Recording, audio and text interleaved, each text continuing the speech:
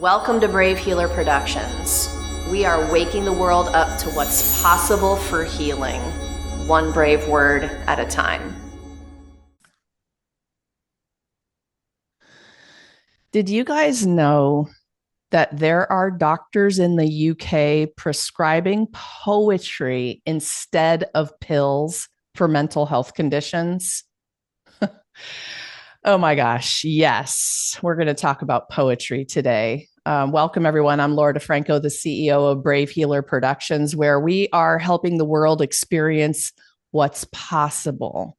And here today to help me with that mission are some of the amazing poet authors of one of our newest books. This one is 100 Poems and Possibilities for Healing. And this is volume 2 of this amazing series that is going to continue into the future because it's absolutely one of my favorite things in the world. I'm so excited and so honored to have these poets here with me today to talk about poetry. Nydia, Trish, Pam, Sherry, welcome, ladies. How's it going? It's going well today.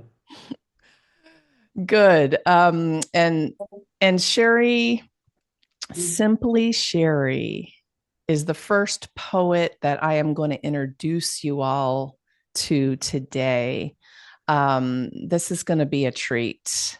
Simply Sherry is a poet, producing artist, author, and host. She is well known for her love and erotic writing, but unafraid to examine the totality of a Black woman's life. Simply Sherry, tell us why poetry. What is poetry meant for you in your life? Poetry has been a way for me to be able to express and get things out. I'm the type of person that tends to bottle up whatever it is I'm feeling, whatever it is I'm going through, not talk to anyone about it, much to the chagrin of my friends. Um, but if I have the time and I can sit and write my anger, that how much I'm loving something, um, how I'm trying to figure something out, it has been a way to help me through working through whatever it is I've been going through. So, Sherry, you have a poem that you're going to read for us today. I can't wait for everyone to hear it, you guys. Tell us a little bit about it if you want to introduce the poem, and then please read for us. This is one of the poems that I included in the collection. The prompt for this poem came from me watching another poet refuse help one night about a year and a half ago. Like somebody asked her, "Can I help you?" And she said no. And I went, "No, at that point, you're supposed to say yes." And this is where this poem came from. The title is Yes to Me. Hi, it's me. I'm the problem. I'm the one that has forgotten what yes to me sounds like. It sounds like no. I am not okay. Yes, I can use some help with this task. Yes, to treating myself better. Yes, to additional rest today. Yes, to my self interest above, regardless of yours. And no, that has never made me selfish. And no, I do not feel like being the bigger person or code switching right now. Yes, I know I've always been beautiful. Yes, I'm open to a loving relationship. Yes, I will wait for this bartender to finish making me my drink. And yes, I'm going to pay for it. No, I did not wear this outfit for you. And no, my looks did not change because I no longer wish to engage in this conversation. And no, don't ask again. Yes, I make my own money. Hell, yes, this is how I'm going to spend it. Yes, to immersing myself in things I love. Yes, to joy. Yes, to my pleasure. Yes, to how I get there. And no, it may not include anyone else. Yes, to how I honor the God that I worship. Yes, to making space for your life's religious practice. No to whatever it is you are trying to sell me as religion. Yes, to spending time with my friends. Yes, I'm open to hear whatever it is you wish to talk about. Or no, right now might not be the best time. Can I call you later? Yes, I'm always here for you.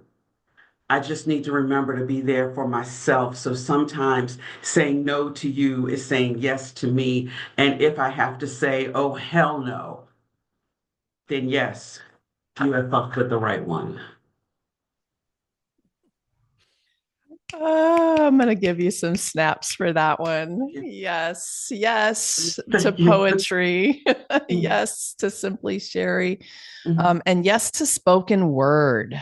Um, Sherry is not a stranger to spoken word and stepping on a stage and moving people with her words, but also the energy of them. All of you are doing this so beautifully. But Sherry, just a thank you. Thanks for being in the project. Thanks for being here today. Thank you for having me. I really appreciated it. So, you guys, next up is Nydia Lesa Stone in her signature rewilding retreats. Oh my, you guys. Yeah. Nydia Lesa Stone, somatic therapist, best-selling author, master teacher of yoga, tantra, and a healing artist, initiates radical mind shifting, sensual liberation, and reconnection to your wild heart, blending sacred traditions with modern science. Welcome, Nydia. How you doing? Hello, everybody. Hello, Laura. Thanks for having me here. I'm doing very well. I'm in Buenos Aires at the moment, dancing tango. So I'm well. Nydia, tell everyone why poetry? What has this meant for you in your life? Yeah, poetry has been in my life since my early childhood, actually. And I always got attracted by the rhythm of it. I mean, I'm a dancer, I'm a somatic therapist, I have movement in my body all the time. So these words had always a very physical and emotional response within me. So when I started writing my own poetry, then as a child, even they opened spaces for me. These words were so powerful. They were my tool of expression, my safety line, my medicine. I could escape in these landscapes in between the words and explore what comes out of me, who I truly was. And this is the same as it is today. And I truly believe and strongly believe in the power of word to create our belief systems and ultimately create our reality also. And it's a form to figure out things when we feel lost also, but just by writing and checking in with ourselves and just letting it flow and coming out. And sometimes I'm really surprised. I read afterwards, what did I write here? Oh, really? That's what I'm feeling. That's what I'm thinking. Interesting. So I think poetry just has it has such a lively presence and is mirroring so much within us, and it can be tasted and has a texture and its own energy that carries us along. Thank you, Nydia. So you also have a poem to share. I can't wait to hear. Would you please introduce it and then read for us? My pleasure. So the title in the book, in this volume, is Fire Walks and Dragon Song, Tantric Vision Quest for Ecstatic Abundance Beyond Menopause. So I work a lot with passage rites because throughout life and every culture, there are moments when we stand at the edge of what we are familiar with. And alone on the mountain, facing the unknown and the wild within ourselves. And so I invite to circle in my poems And this is a poem about, there are 4 poems. The titles are about Munaiki, right? And about fire walking, my experience in Fiji Islands, my first one, and Wildflower, which I will read today. Wildflower. Do you think desire fades as the red streams of my moons grow quiet? Do I not still thirst for life as my blood no longer answers the calling of the tide? I know. I thrive, I bloom, I burn. My yoni still my temple of joy, my sacred portal, more alive, deeper and savage, unbound by time. I flow through streams of Amrita, curious, joyful, daring. Each riverbed a lover's secret, each side stream a forgotten pleasure, waiting to be explored. Some flow profound and slow, wide as my hip. Others frolic, teasing like mountain creeks, where ecstasy leaps from rock to rock like a child's laughter in spring. This is my wilderness, my sovereign territory, where I roam free, where the ancient goddesses still dance to their violent drum beats round our fires. Can you hear them? Their songs echoing in my bones, in the nectar dripping from my petals, in the roaring of my throat as I sing my liberation. I melt into pools of my own creation, giggling like bubbles of pink champagne, running down my breast, my thigh, drenched in the scent of roses and musk. Trading the highways of quick eruptions for long and lazy afternoons and mornings out of space and time, where ecstasy is not a destination, but a journey. A wild excursion through jungles untouched, a dragon ride of dancing fire and breathless full body relief.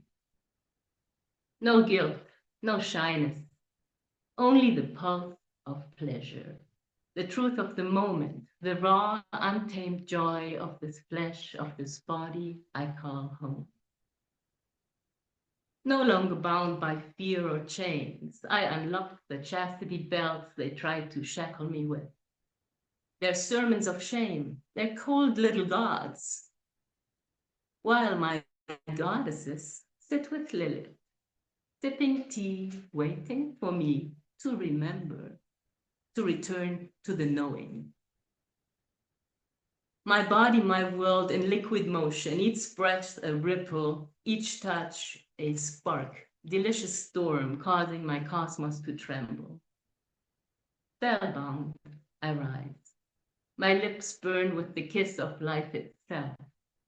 Do you hear it hissing? The sound of joy on fiery tongues, hungry, thirsty for life, for love, for all that I am.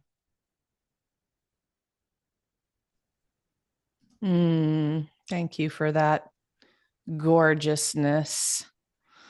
Nydia, thank you for saying yes to this and bringing your heart and soul onto these pages. Don't you love when a poem brings you into your body? That's what that one did for me. I love it. I'm going to share with you all a little taste of the actual book cover here for a minute before we introduce our next poet. 100 Poems and Possibilities for Healing. This is our volume 2. You all are going to enjoy real stories from our poets, their beautiful, powerful poetry. And then we've asked the poets to give you a prompt so that you can write on the page and dabble with your own words, right? I love the way that we laid this book out and invite our readers in to the experience. It's another reason why I love to hear you all in the interviews because it's a whole nother level of vibration for that. So let me introduce you to our next poet, and that is Dr. Pamela J. Pine. She's been a lifelong multimedia artist, best-selling author, and she continues to enjoy a 4 decades-long career in international health and child protection. Welcome, Pam. How you doing? I'm good. I'm good. I'm really good. Thank you. So, Pam, tell us why poetry for you. What has this meant for you in your life? Poetry jumped out of me about 14 years ago in response to some life situations. And that is really what happened. It jumped out onto a page. It was coming from a place that only poetry, it seemed, could speak to well. Poetry has been described by someone, I'm blanking on who said it, but it is an act of both intellectual focus and at the same time, a dreamlike state. And you need to hold those two things together in writing poetry. So the poetry that I've now written over 14 years has all been a part of that act. And I think it's true for everybody who writes poetry. It is very healing, and it helps us expand both where we are and who we are. I believe that's how it feels to me. Yes, for sure. Yeah, right brain, left brain. You're making me think of that way that we hold both at the same time. I love that. So, Pam, you have a poem to share with us as well. Would you introduce that poem and read for us? Yes, thank you for asking. My chapter and my first poem, actually, it's the second poem of the poems that I provide in this book. But the chapter and this poem are called the same thing. They're called A Moving Life Between Wonder and Tragedy. And this is the first part of a 6-part poem, which all together make the second poem in the presentation of my poems in this book. And part 1, which is what I'm going to read, is called Inseparable. You left out the art books and Scientific Americans, the back porch window open that connected my childhood room to it, to the room that you built where the classical music played on the big stereo, where the exotic plants lay about, that opened onto the wide green backyard with the 2 giant willows in front of the brook, down the field from the school where you taught. My day's activities before school, chorus, after school art, evening dinners of politics and prose. How could I have grown up otherwise, thinking a difference was mine to make? The world was mine to be in. How was I to know that the world was not made of art books and studies, of Broadway shows and museums, of intellectual discourse, of do-gooders and plenty? I watched you verbalize your way through as the other was resigned, the only one, the he of you, who understood from poverty and war that the world is beautiful and pathetic together. Love and betrayal at once, wondrous and tragic, inseparable. Ooh, I love it, Pam. Thank you so much. Some snaps for you. Ooh, you had me in the scene of the home. I love it. Thank you for bringing your beautiful words to this project. Thanks for being a part of it. Thank you. All right, you guys. Trish is up next, and let me introduce her to you. So, Trish Brewer is a certified trauma-informed breathwork coach, Reiki master teacher, and practitioner. She helps individuals committed to deep inner healing transform their lives by releasing trauma, reducing stress, and reconnecting with their authentic selves. Trish, welcome. How are you doing today? I'm great. Thanks for having me. So, Trish, why poetry for you? Poetry for me was a way to share some, for me, it was again healing, like so many have said here. And it was a way for me to share some of that healing, that the journey that I was on, in a way that was both cathartic for me and digestible for others in a way.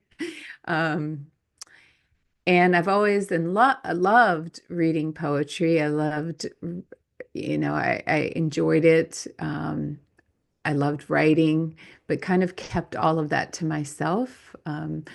I think in my story, I wrote about being the good girl growing up as an immigrant of Italian parents and the oldest, and navigating that journey. So I kept kind of to myself and did that in my journals, right? I never thought that I would express some of that in my writing. But my mother, I guess, always knew, because she kind of came out with that later when I started publishing, co-authoring with you. But the poetry really kind of emerged when I wanted to tell some of my journey on healing through breathwork and how it transformed my life. And that became expressive. And it became a way that I felt like it was a little bit more digestible. I was able to express it in a way that made sense to me and easier. I don't know. It was just easier to express it through the prose. Yeah. So you also have a beautiful poem to share with us. Will you please introduce it and read for us? Yeah. So my chapter is chapter 8. It's called Unfolding Through Breath and Verse, Sharing the Unshareable. And there's a series of poems in there. And this one is the third. And through breath work, and there's a lot of different types of breath work, but this breath work that transformed my life is an active breath work healing. And in that process, we do some shedding and grieving and unfolding along the way. But there's also a lot of love and transformation that occurs. And this one is the third in that, in the four, and it's called Unfolding into the Unknown. I am unfolding into something not yet defined. What is being burned away will be missed by many, including me. But it has served its purpose. The transformation causes turmoil. This I acknowledge. And yet I cannot stop it, nor do I want to. I feel a fervor of excitement at the possibility of what is expanding, simultaneously feeling the contraction in my heart. I feel it all. I let it all flow through me, expanding, contracting, breathing through it all, moving into the unknown, trusting in the unfolding, trusting in what will be born out of the ashes.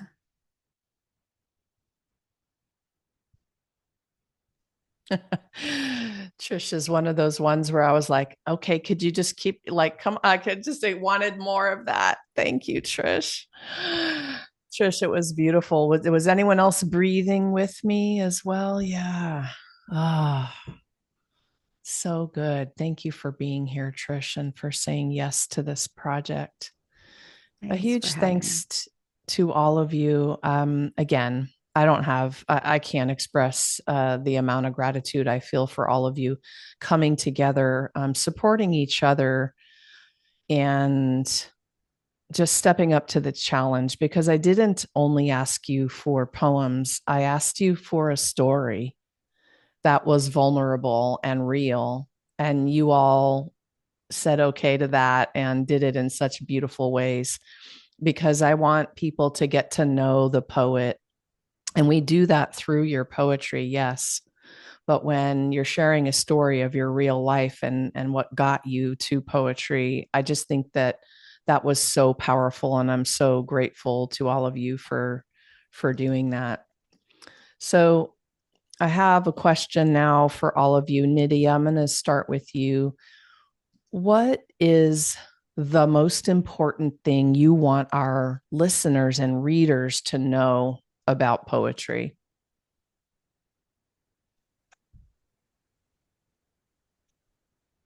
Well, I think it's a powerful and playful kind of elixir.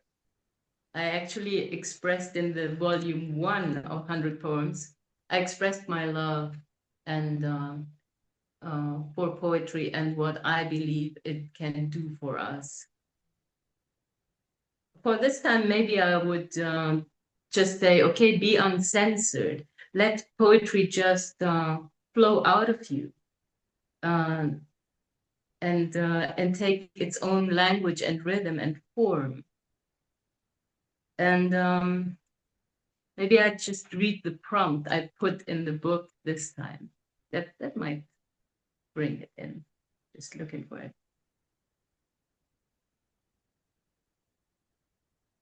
it. So in my global retreats, I work with myriad tools of expression, like tantric embodiment, somatic dance, and the power of word and art. And I strongly believe that miracles are simply a shift in perception. So sometimes I think that when we express something in a written or spoken form, and especially in a poetic form, then we get out of the ordinary, out of what we know and do and talk every day. So it has a different quality. And so different things might bubble up. So we all seek the wonders, but are you ready for them? Have you prepared your landing place? A cozy chair with joyful patterns, flowers, and scents, inviting the extraordinary, the miracle?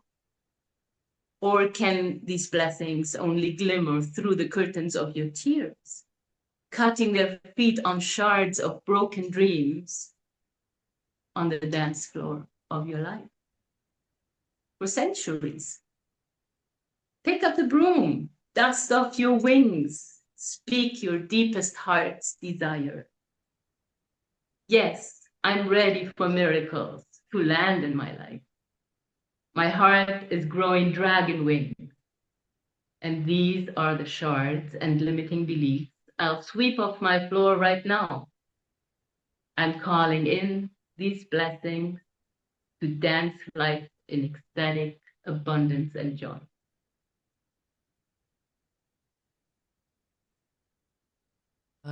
Thank you, Nydia. I love the visual of the sweeping. I've been doing a lot of cleaning in my house, New Year's, feng shui, and I love the idea of sweeping all the old unhelpful beliefs out my door.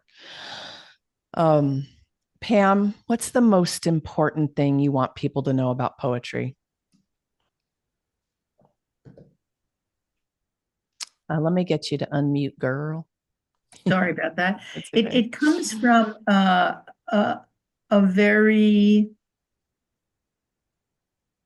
inner and almost sanctified place. And notice I'm tapping my heart here, because that's the main place it comes from. In me, it comes from up here as well. As I said before, I think that there's a joining of the intellectual and the dream world, which is a really interesting idea and process. And I think it's a means by which people can truly express their deepest senses. The people who say, like my daughter, she's not here, like my daughter who says, I'm not interested in poetry. To me, she hasn't explored it. And she and others perhaps have not given themselves the opportunity to try it, to read it, to feel it, to sense it, and to let it make its mark. And similar to Nydia, I would just literally read 6 lines that actually are my first poem, if you'll allow me, because it's really fast. And the focus and the title is called The Subject of Poems. The subjects of poems are like roses. What fascinates resembles the deepest red blossom that arose from dirt and seed to become the richest bloom. And that's what it is for me. Thank you for the question. I love that. Thank you for that. Trish, what do you wish people knew about poetry? What's that thing you want to tell them?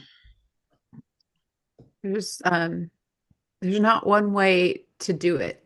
There's not one way to write it. Everyone has a unique form or style of verse. And it can give shape to your voice, the hidden voice within.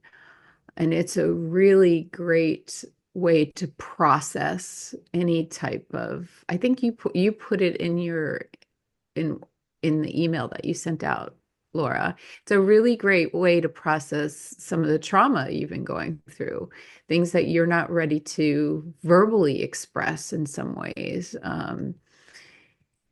I have found, through my own work and working with clients, I tell them a lot to journal, right? And sometimes that comes out in verse. So I think sometimes the things that we're not willing to give voice to in our vocal voice, we can give voice to in a written and expressive way. So those are the things I would say. There's multiple ways to give voice to something. Love that. Yes. Yeah, I did a little of the research about different aspects of the therapeutic aspects of poetry, writing it, reading it, all the things, and healing trauma, building resilience. Oh my gosh, there was just some wonderful, wonderful things in there. And so I want people to know everything y'all have said so far. I want them to know all the things. I get very excited about poetry. Simply Sherry, you're going to close us out today on this. What's that most important thing you want people to know about poetry? I want everyone to know that poetry is accessible. I think it is my opinion that a lot of people believe that poetry is very dense. It is very hard to understand what the poet is actually trying to convey, or the writer. And that's not all poetry. There are people who write, I'm just going to call it very light, very cleanly, very simply. That's where the name comes from. Who are giving you something that you can hold on to and that you can find healing and find the help or the extra assistance that you're looking for. So poetry is accessible. And poetry is also all around you, wherever you are in the world. Google an open mic event near you and go. Yes. If you're in the DMV, DC, Maryland, Virginia area, I'm so glad you reminded me of that, Sherry. We're going to have a beautiful event in April to celebrate Poetry Month, but also this book and this family and community. So there'll be some information about that you guys can check out down below the video when we're ready to share the date with you. Oh, my goodness. Nydia, Trish, Pam, Sherry, thank you so much. Thank you, beautiful poet, author, healers, for what you do in the world and for sharing it with everyone today. I'm so honored and grateful that you're all in this book with me and sharing these poems with the world with me. You guys, this is way more than a book.